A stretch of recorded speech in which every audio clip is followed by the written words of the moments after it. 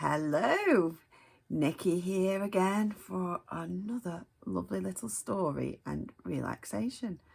I hope you've all had an awesome week and I hope you enjoyed doing our laughter yoga last week. Don't forget, a bit of ha ha hee hee hee can always make us feel a little bit better, or a bit of very good, yay! So, enough of that for this week.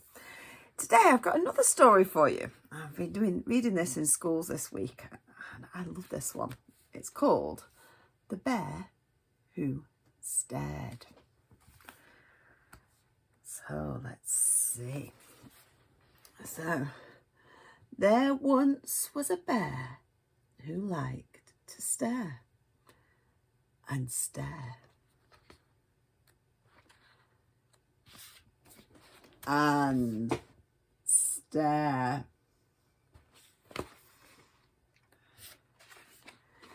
Every day, Bear emerged from his cave and he stared at the first thing he saw. One morning, he stared at a family of ladybirds who were having their breakfast on a small leaf. "What are you staring at?"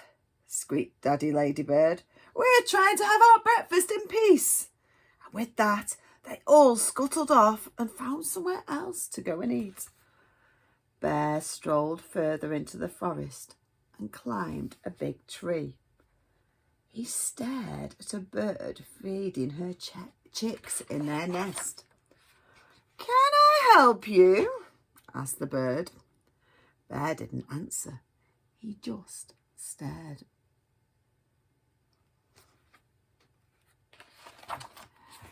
The chicks did not like being stared at. It was putting them off their dinner.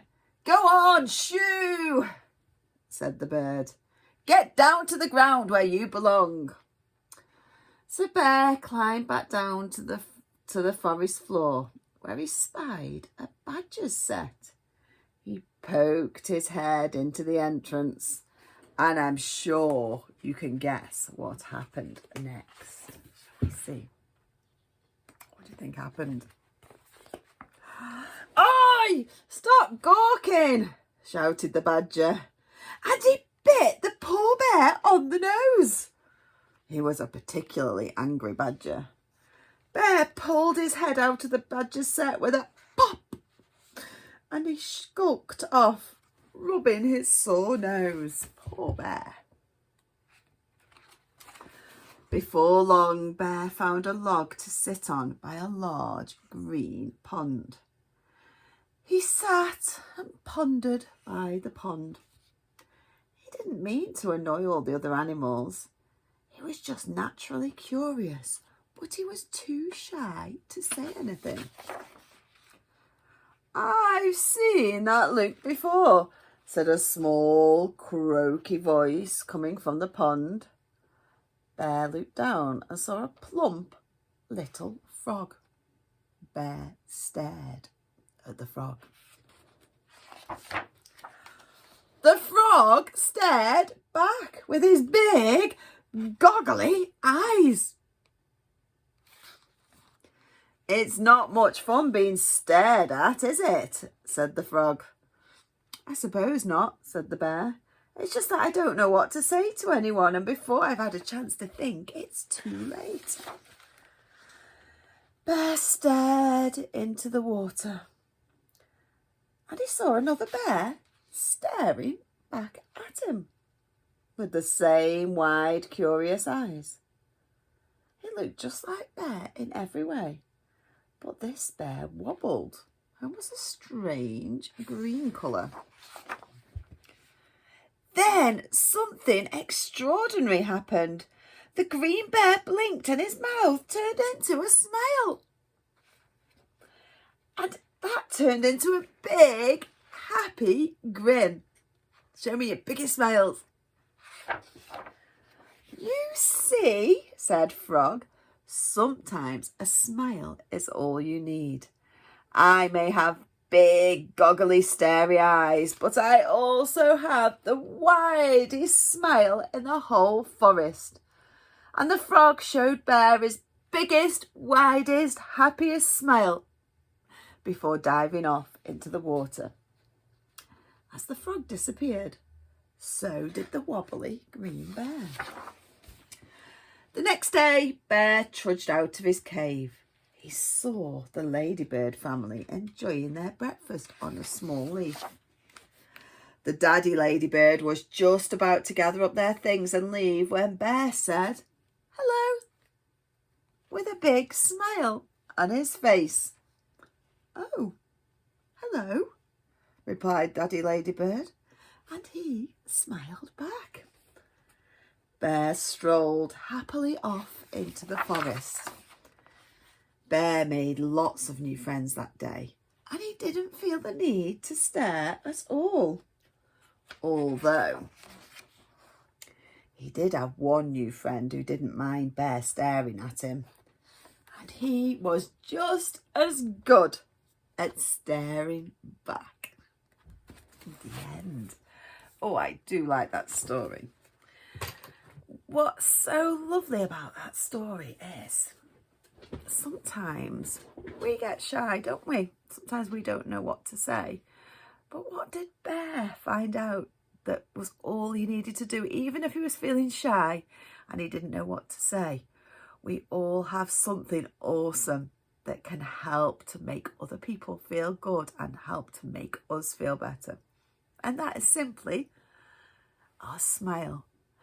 So you can smile to make yourself feel better. You can smile so that people think you're friendly. But also don't forget, if somebody is staring at you and they're not smiling, that doesn't mean that they're trying to be mean to you. They might just be might just be a little bit shy. So maybe give them one of your smiles and see what happens. Oh, that is lovely. I like that story. I hope you enjoyed it too. So let's carry on and practice some of our things that can help us to stay calm and relax. So last week we did our laughter yoga, didn't we? And today I just want to go through a little hand massage with you. So this is something that's really lovely to do either just by yourself, or if you're at home and you might have your mummy or daddy or your grandma, granddad, nana or anybody around, they might like you to do this on them, or they could maybe do it on you. So this is a lovely way to calm ourselves down if we're feeling upset or cranky or grumpy or sad. So you're going to follow me. So we've got our hand and we're going to start just on the wrist, just rubbing our wrist very gently in little circles. So can you do that with me now? Just very gently rub your wrist, and then we're going to do little circles all the way around the palm of our hand, all the way around. And then when we get into the middle, we're just going to press a little bit there, because that's our happy button. That's like a little shortcut to our brain. So a little press, it's called a power play. When we've done the palm of our hand, we're going to move on to our pinky. And again, we're going to do little circles up our finger all the way to the top. And when we get to the top, we're just going to very gently give our finger a couple of strokes. That's nice, isn't it? And then we're going to do our next finger. So again, little circles all the way to the top. And then a lovely little stroke. And we're on this finger now. So again, little circles all the way up. And you've guessed it. And stroke.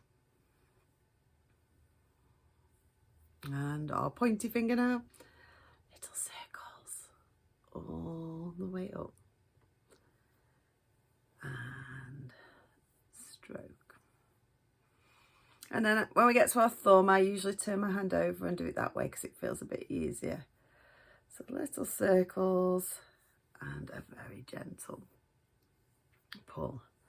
Now any kind of touch, little stroking our hands, or there's a really nice way to just calm us. I like to just do the fingers actually, just like that. Can easily calm us down. It feels very lovely. So that's what I want you to try this week. Maybe have a practice of doing that. You could perhaps do it on each other, on your mummies or daddies, or get them to do it to you. And it really is a lovely way to relax. So it would be a good thing to do before bedtime as well. So now, another good thing to do. I'm just going to have a little sip of my drink. My unicorn mug. Another good thing to do is to practice your breathing. So we've done a few different breathing techniques so far, and today we're just going to do some counting breathing.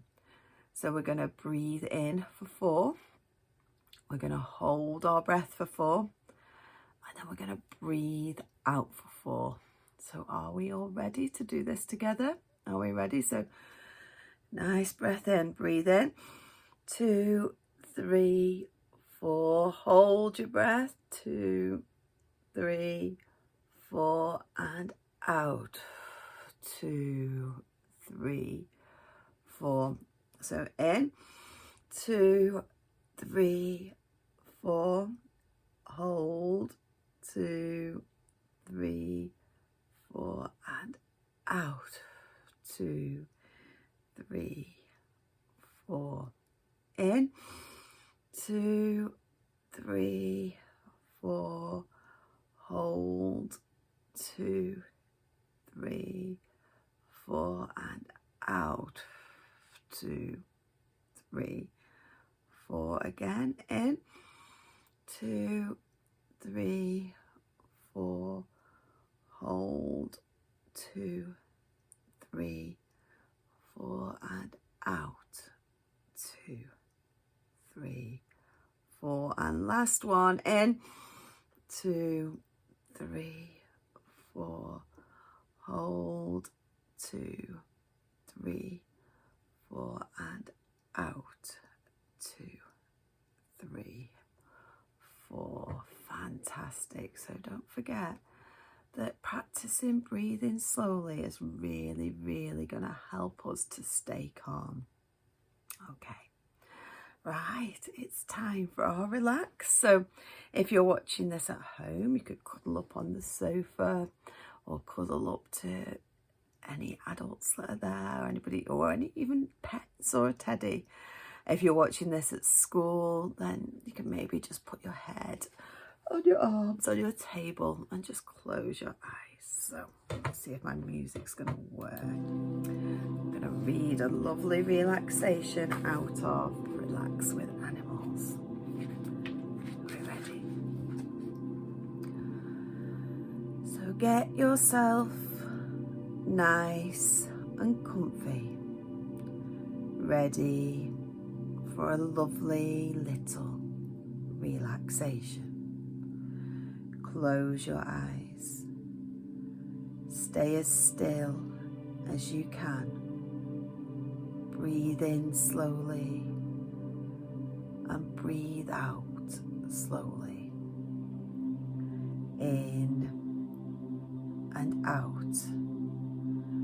Nice and slowly. Lovely and calm. And just relax as you listen to my voice for the next few minutes. And I want you to imagine that you're going on a lovely day out with your family, visiting your favourite place, South Lake Zoo. You love coming here because the animals are so well cared for and the staff are so friendly. You decide to go to the Africa Zone first when you arrive at the zoo, and here you meet Spud, the friendly rhino. He's so powerful and strong, but also gentle and kind. So imagine now you're allowed to stroke this peaceful giant. His skin feels rough to your touch, and you can see a look of pure happiness in his eyes as he rubs his body gently against your hand. you feel so calm, so happy and relaxed right now. Next stop is the meerkat enclosure, and you watch with amusement as some of these funny little animals burrow and dig in the sand, while another gang lie in the sun, relaxing. All the while, another meerkat stands on its back legs, on lookout, keeping his tribe safe, watching for danger. And this makes you smile. And the last enclosure in Africa is the giraffes. You watch, captivated by these elegant creatures. They're so beautiful. Their brown and white coats so easy to recognize. But when you look closely, you can see that every giraffe is different because the spots are not exactly the same. They're all completely unique, just like you. You're having so much fun, and there's still so much to explore. So think about all the lovely animals you can see at the zoo, and remember, you can visit them in your imagination anytime you want to. But for now, when you're ready, bring back this lovely, happy feeling as you start to stir. Have a lovely stretch and open your eyes and say out loud, I am unique. I am unique. Well, thank you guys. I hope you enjoyed that, and I can't wait to see you all soon. Bye bye. Have a good week.